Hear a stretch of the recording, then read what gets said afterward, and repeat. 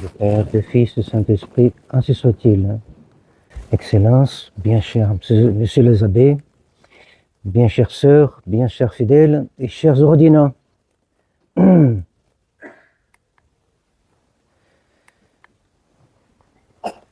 Encore une ordination, et chaque fois qu'on parle d'ordination, c'est impossible de ne pas penser à Monsieur Lefebvre. Les ordinations à Écône, ces merveilles de cérémonie où Monseigneur était celui qui non seulement nous enseignait, nous transmettait le sacerdoce, donc la messe, mais aussi la doctrine qui va avec la messe et le combat qui va avec la messe et la doctrine. Donc ces trois choses étaient toujours présentes à Écône. Et tous ceux qui ont connu Monsieur Lefebvre ont connu Monsieur Lefebvre qui était toujours en état de croisée. Sa vie était une croisade, surtout à la fin de sa vie, où après le Concile Vatican II, il a dû C'était admirable de voir comment Monsieur Lefebvre menait ce combat à la fin de sa vie, en fondant la fraternité Saint-Pédis, et ayant fidèle à la grâce de Dieu à chaque étape de ce combat. Et nous transmettait aussi ce même ardeur pour continuer à protéger, à donner la continuité de l'Église. Ce n'était pas sa fraternité, sa congrégation qu'il voulait à tout prix protéger, était plus que ça. Un jour, il a dit, si Rome était capable de former des prêtres catholiques, je ne saurais aucune raison de sacrer des évêques, mais Rome n'est plus capable. Donc Monsieur Lefebvre était l'homme providentiel, ainsi que Saint Athanase était l'homme providentiel au temps de l'arianisme. Monsieur Lefebvre était l'homme providentiel, lui avec Monsieur de Castromayer. Mais son œuvre, l'œuvre de Monsieur Lefebvre était plus grande, il a abordé plus d'aspects de combat. Et on peut dire, voilà, maintenant c'est la petite résistance, toute petite, toute faible, plein de faiblesses, de défauts. Eh bien, mais la petite résistance, elle y a une chose qui fait sa force. Sa force est d'avoir raison. Et elle a raison parce qu'elle veut suivre Monsieur Lefebvre. Même si elle peut défaillir ici et là, son but est bien clair. Suivre Monsieur Lefebvre dans ce combat, que certains ont mené jusqu'à un certain moment, jusqu'à 2012, et d'autres ont fini par abandonner. Mais d'autres ont dit non, on ne peut pas pactuer avec ceux qui font d'une manière ou d'une autre une approche imprudente avec Rome. Et Monsieur Lefebvre nous a bien instruit, il nous a mis en garde, disait,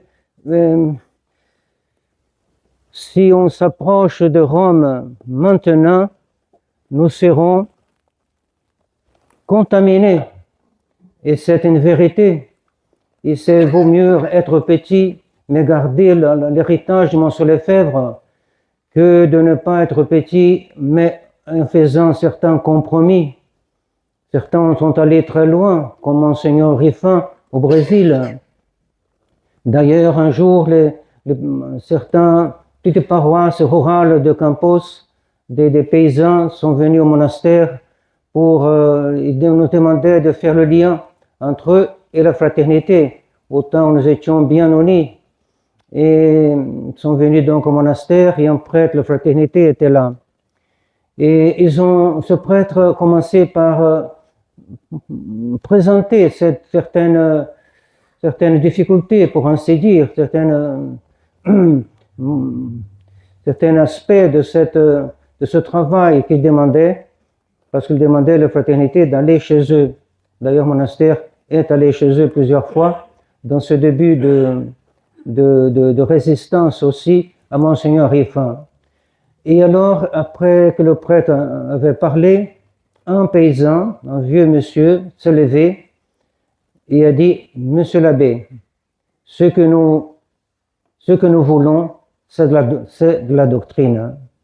Ils avaient la messe, parce que Monsieur Riffin ces prêtres disent la messe 5 et 5, mais il avait une autre doctrine. Donc ce monsieur a dit, monsieur l'abbé, ce que nous voulons, c'est de la doctrine. La méthode d'apostolat de fraternité n'était pas exactement la même que celle des prêtres Campos.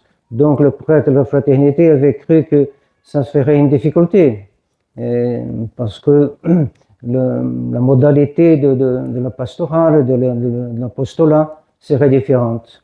Mais ce monsieur se levait et a dit cela, et le prêtre m'a dit ensuite, je n'attendais pas cela, je suis édifié, avec raison. Voilà, il ne suffit pas de la messe, il faut aussi de la doctrine. Il ne suffit pas seulement de la doctrine, il faut défendre la doctrine, il faut le combat. Et c'est ça que nous admirons, Monsieur Lefebvre, nous sommes ses enfants, et cette harmonie, c'est tout. Le catholicisme, c'est un tout, ainsi comme la révolution aussi, c'est un bloc, et le catholicisme bien plus, c'est un bloc bien plus cohérent. L'Église est comme toutes ces parties font une unité infinie, admirable. Et c'est cela que Monsieur Lefebvre nous a appris à défendre, appris à connaître. Et la résistance, même si elle est faible, nous serons toujours faibles. Tout ce qui est humain est faible. Mais au moins, elle veut suivre Monsieur Lefebvre.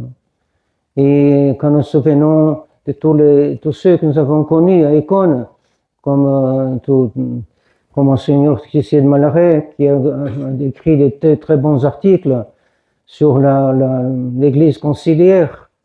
Y a-t-il une Église conciliaire? Admirable cet article. Mais malheureusement, Monseigneur Tissier de Malaret, mais nous prions pour lui, mais nous voulons continuer le combat. C'est en prenant comme modèle Monseigneur Lefebvre. C'est lui qui est le modèle. C'est lui. Les autres les ont aidés, mais malheureusement, la fraternité a pris un autre chemin, Elle commence à prendre notre chemin. Elle commence à croire des choses que M. Lefebvre a voulu le mettre en garde. Mais voilà, malheureusement, comme il serait, qu'est-ce que dirait M. Lefebvre s'il était vivant? Dans quelle tristesse il aurait été en voyant ces démarches qui sont lui-même qui avait dit, je suis allé trop loin, et pourquoi les autres vont encore plus loin?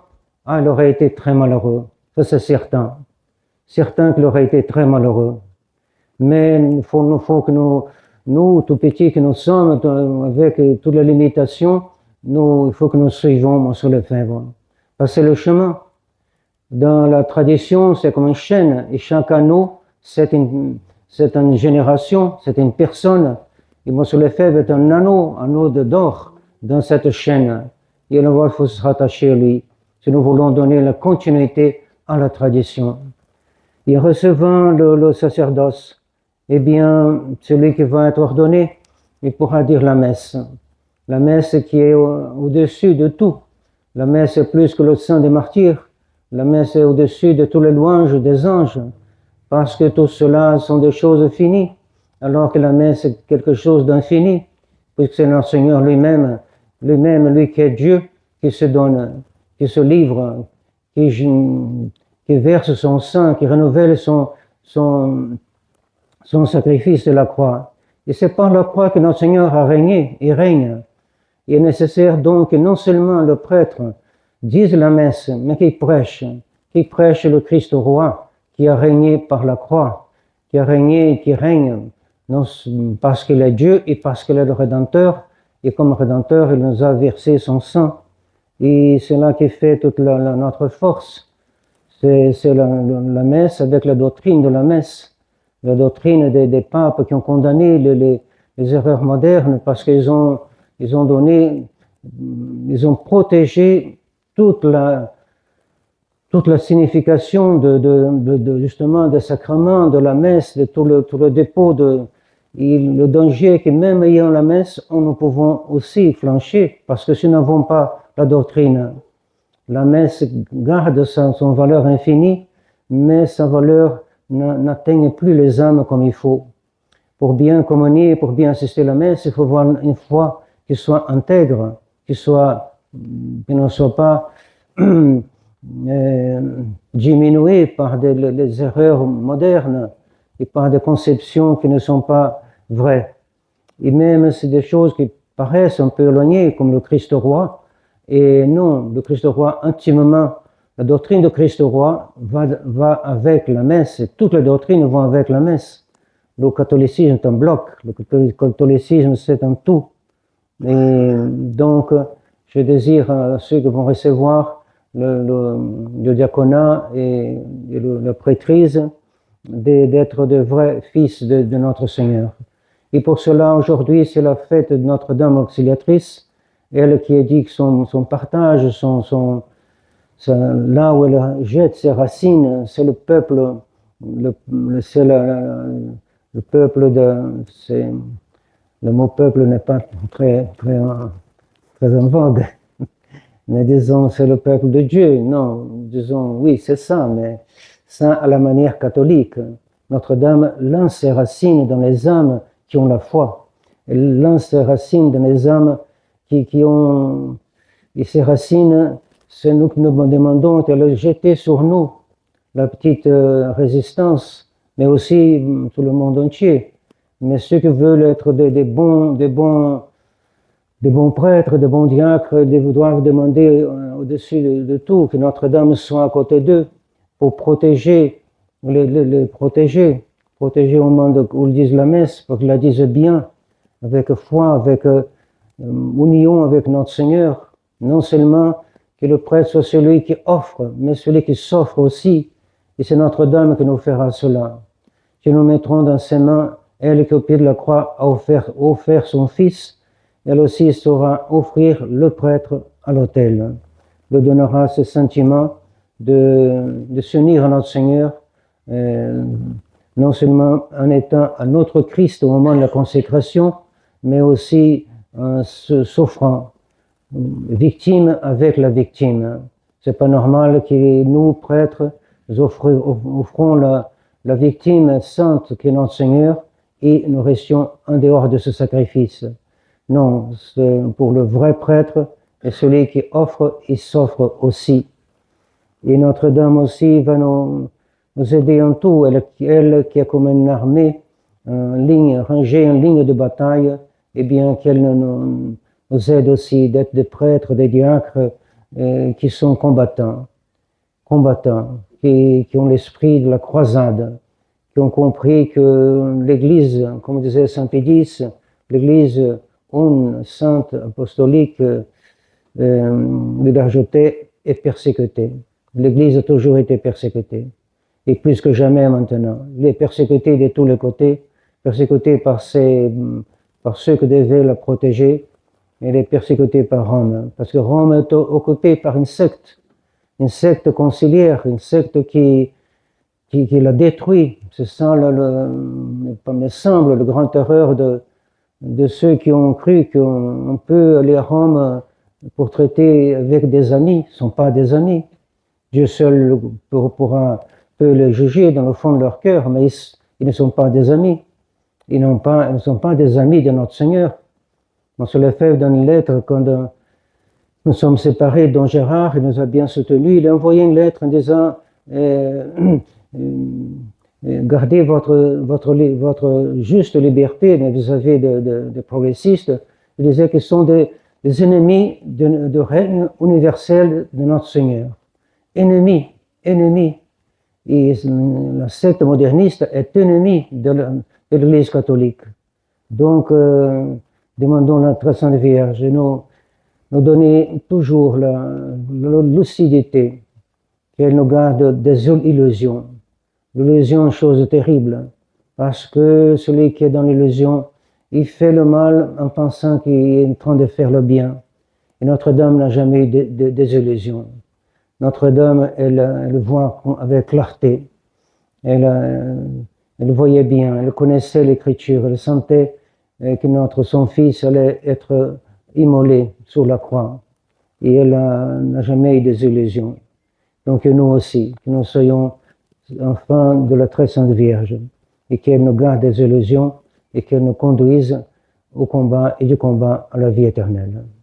Au nom du Père, du Fils et du Saint-Esprit, ainsi soit-il.